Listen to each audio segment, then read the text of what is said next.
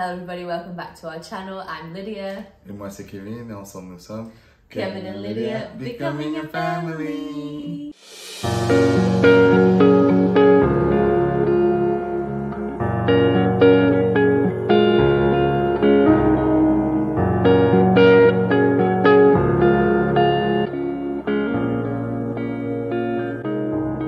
Bienvenue à tous sur notre chaîne YouTube.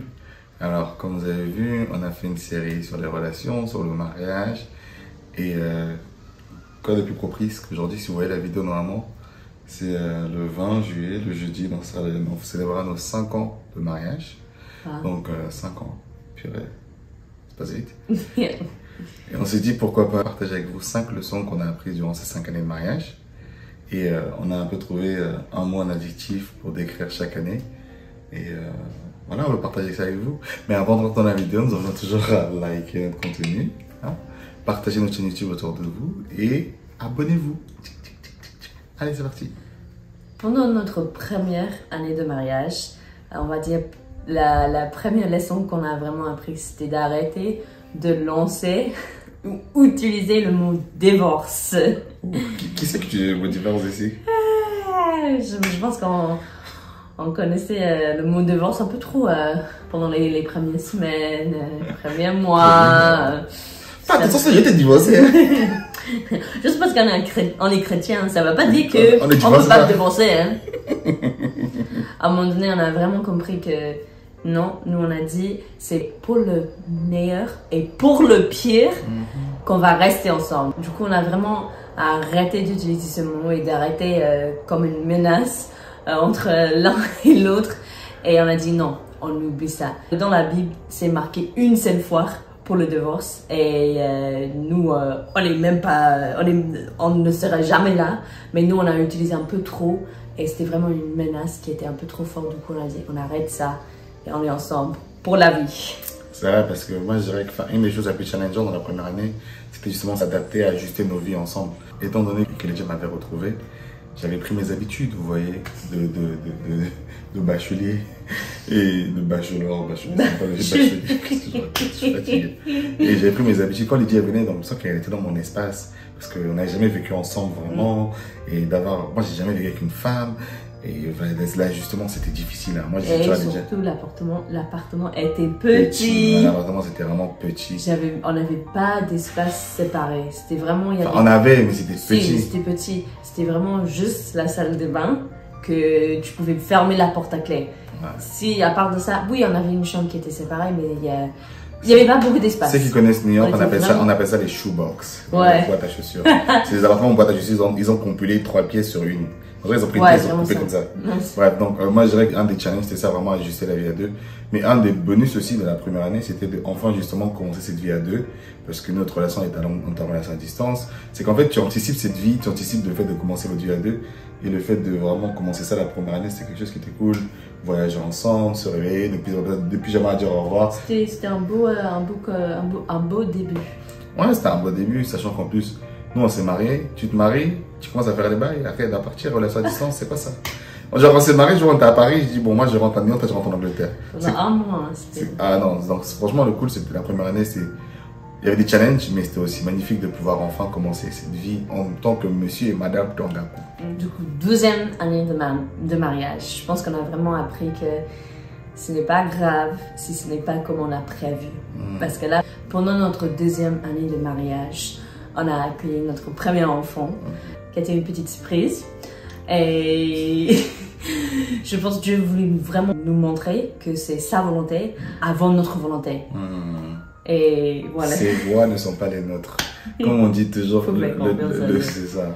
On a tombé enceinte, selon nous c'était le pire moment, mais pour Dieu c'était le meilleur moment. Voilà, oui. Transition, sans travail, on était sans rien. En gros sans abri, on peut dire. non, j'abuse. On n'avait pas notre chez nous.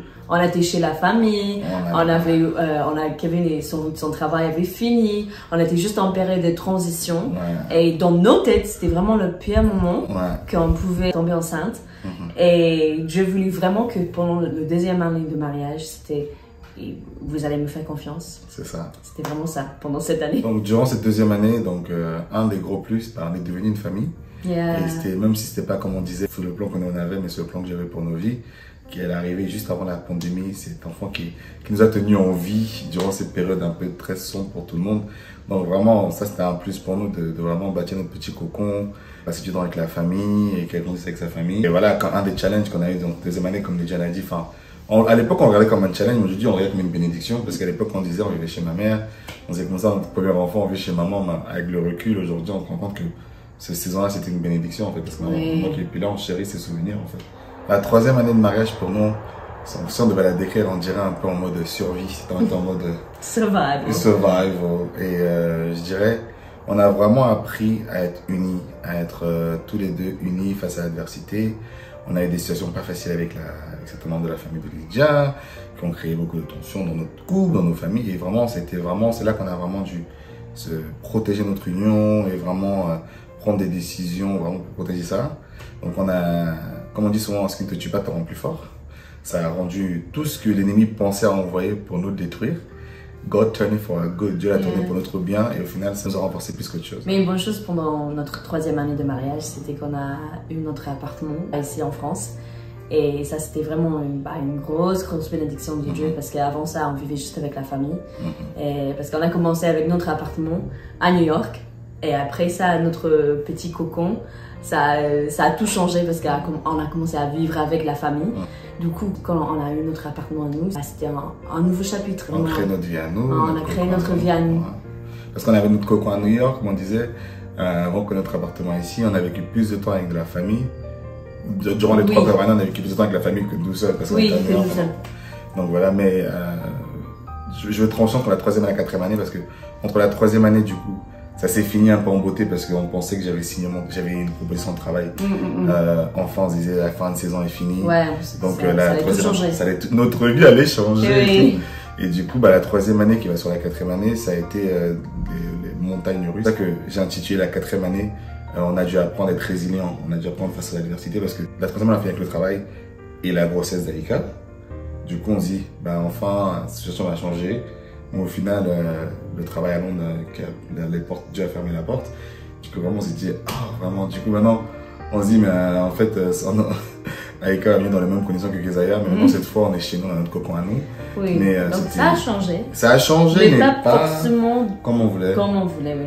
Mais bon, ça nous a appris à être résilients, de savoir que tu peux faire confiance à Dieu, parce que quand tu as quelque chose dans les mains, c'est comme, j'ai l'impression que c'était Abraham et Isaac. Dieu il dit à Abraham, donne-moi ton fils, et au moment de sacrifier Isaac, il dit, non c'est bon, j'ai vu que tu me fais confiance, tu peux le garder.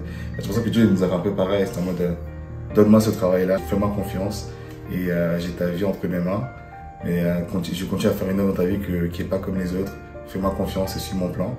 Et c'est dur parce que quand tu regardes autour de toi, tu te dis, mais Seigneur, qui pendant 4 ans ne travaille pas, genre 4 ans, ça fait 4 ans depuis ma dernière mission à New York que j'ai pas fait un travail dans le monde corporate, et lui qui me dit faire son œuvre, tu vois, donc je suis en mode, vraiment. Donc vraiment, la quatrième année, on a vraiment dû apprendre à être résilient. Mais dans la quatrième année, on a accueilli Aïka, c'est ça? Year 4, c'est là qu'on a accueilli Aïka. Ouais, c'est ça, 2022. Oui. Donc, oui. Donc, encore notre famille a grandi. Donc, c'était... En fait, parfois, je pense que vraiment, au bout de 5 ans de mariage, on a appris vraiment de faire confiance à Dieu. Parce que tout ce qu'on pensait, comment on voulait peut-être notre mariage ressemble, c'était pas du tout ça, mais en fait, on a laissé la place à Dieu pour qu'il puisse faire ce qu'il voulait faire dans notre vie. Et en ce moment, c'était vraiment de créer, d'avoir des enfants. Et là, je pense que souvent dans le monde, c'est vraiment ce qu'on fait, c'est vraiment l'inverse que le monde te dit, la société te dit ce qu'il faut faire. Donc, je pense que nous, on a vraiment... c'est pour ça que Kevin il dit que pendant notre 4e année de mariage, qu'on est devenu résilient, parce que la société te dit qu'il faut faire A, B, C. Mais franchement, pour nous, ça a été peut-être A, après D, après X, après B. Et du coup, je pense que c'est pour ça que parfois c'est très challengeant de vraiment suivre la volonté de Dieu quand c'est pas forcément ce que tu voulais ou ce que tu pensais. Mais une chose qu'on peut dire, c'est que quand tu suis Dieu, Dieu il est fidèle. Il n'abandonne pas ses enfants, on manque de rien, nos enfants ne manquent de rien. La 4e année, un des challenges, c'était qu'on était beaucoup isolés parce que vu que par rapport à certains soucis, des membres de la famille qu'on avait dû couper, on était pas mal isolés. Et même, on a subi beaucoup de trahisons aussi personnelles avec les amis, enfin plein de gens. Et ça fait que la 4e année, même un peu avant, mais la 4e année, on l'a senti encore plus. Parce qu'il faut dire aussi, avec les grossesses, il y en a aussi le postpartum, souvent qui est aussi challengeant, la saison après la grossesse. Donc la 4e année, et en plus elle s'est finie tragiquement avec le décès de maman, qui était encore... on a l'impression que c'était genre, tu sors la tête de l'eau, à chaque fois on te la rappuie encore. Voilà. C'est que genre, à chaque fois tu essaies d'attraper ton... respiration, puis on te recoule encore. Ouais. Donc c'est pour ça que, avec tout ce qu'on a vécu, comme mon ami me disait, franchement vous êtes tellement fort. Tu sais pas à quel point tu es fort jusqu'à ce que la seule option que tu as c'est de devenir fort. On sait aussi que le Seigneur veut restaurer. Et pour la 5e année, déjà tu toucheras dessus, mais on sait que dans cette 5e année, Dieu est en train de restaurer. Il y a un processus de restauration avec les familles. Parce qu'on sait que Dieu nous a établis comme la lumière dans nos familles. Et il y avait un temps de séparation. Il y a un temps on était seuls, on était éloigné de certaines personnes parce qu'il fallait qu'on grandisse, qu'on soit séparé un peu de certains membres de la famille. Le temps que nous on soit aussi solide ici. Parce que comme on dit, si ça c'est pas solide, n'importe qui peut venir faute la zizanie. Mais on sait aussi que là, Dieu il est en train de... Enfin, un truc qu'on va partager parce que les gens de la famille n'ont pas demandé à être sur les réseaux sociaux, donc c'est nos vies privées. Mais pour ceux qui ont regardé l'émission, ça commence aujourd'hui, vous avez pu un peu savoir quelques parties de ce qu'on a pu vivre. Mais on sait que voilà, la 5e année, on sait que de la mort vient la vie. On sait que dans la 5e année dans laquelle on rentre, donc c'est pas évident au quotidien. Ça fait quoi? Ça fait 6 mois maintenant, 7 mois que maman est partie. C'est très dur au quotidien, mais pour nos enfants, la vie qui nous tient. Donc la 5e année, pourquoi pas avoir moi j'ai écrit sur mon vision board le 3e bébé, et finir le chapitre enfant. Comme c'est moi qui décide. Tu vois, on fait nos plans, on dit c'est bien de faire les plans, mais laisse la place à Saint-Esprit, c'est lui qui vient diriger, tu vois. Pour cette 5e année de mariage, je crois vraiment pour la restauration. Pas non seulement avec la famille, les amis, mais vraiment juste pour nos vies. Je pense qu'il y a beaucoup de choses que Dieu il a dû entre guillemets détruire pour qu'il puisse les reconstruire, mais vraiment bâtir sur lui. Comme c'est Dieu qui est vraiment notre fondation maintenant. Et je pense, donc je veux vraiment la restauration. Et je pense aussi, grâce à notre mariage et tout ce qu'on est en train de prier ensemble dans notre mariage, je pense aussi, je crois pour tout ça, tout ce qu'on est en train de prier pour voir dans la 5e. La 5e année, ouais. Parce qu'il y a des choses bien évidemment qu'on ne peut pas partager si c'est notre projet perso. Mais ouais, mais je sais que cette 5e année sera glorieuse, mais c'est fou déjà de voir le chemin qu'on a parcouru. Et en 5 ans, purée, on en a vécu des choses, hein. Ouais. Mais waouh. En tout cas, merci de suivre notre parcours à vous tous qui sont là sur notre chaîne. Et nous espérons qu'au travers de ce que nous on vit, l'histoire que Dieu écrit, ça puisse toujours être une source d'inspiration parce que c'est pour ça que Dieu nous a mis sur YouTube, hein, pour partager à cette génération qu'est-ce que c'est d'être des jeunes qui sont des gens normaux, remplis de défauts, mais qui décident de mettre leur confiance à Dieu. Et comme on dit souvent, Dieu n'appelle pas les qualifiés, il qualifie ceux qui l'appellent. Donc, ce qu'il fait dans notre vie, il est disponible pour vous aussi, votre mariage, vos relations. Donc, invitez-le au quotidien. Comme vous pouvez voir, rien n'est rose. Mais bon, comme on sait que quand tu as Dieu dans ton bateau, tu peux dormir tranquille la nuit. Comme je dis toujours, quand Jésus est avec toi, tu es tranquille. Tu sais que tu connais la fin de notre commencement. En ce moment, c'est pas facile, mais on sait qu'on va avoir ses promesses. On va aller voir s'accomplir. On sait que voilà, un jour, on regardera derrière, on dira waouh, merci Seigneur, parce que comme maintenant il y a des choses qu'on remercie Dieu. Sur le moment, je disais dans une vidéo sur TikTok, je disais les choses desquelles on se plaint aujourd'hui, demain on remerciera Dieu parce que ça nous manquera. Il y a des choses dans cette saison que Dieu nous dit apprécie. Surtout pour moi qui suis là, je veux ma carrière et tout, il me dit apprécie ces temps en famille avec tes enfants, tu manques aucun moment. Et parce que plus tard, ces temps-là, ces moments-là, ils te manqueront en fait, ces moments-là. Donc voilà, je vous invite aussi dans votre saison à apprécier votre présent et n'anticipez pas des choses à venir tout le temps, mais vraiment saisissez tout ce que Dieu a pour vous dans l'instant présent et vraiment que vous prenez tout ce que Dieu a pour vous. Voilà, soyez bénis. Merci d'avoir écouté. À bientôt. À bientôt. Cheers, 5 ans, happy anniversary! Yay! Bye!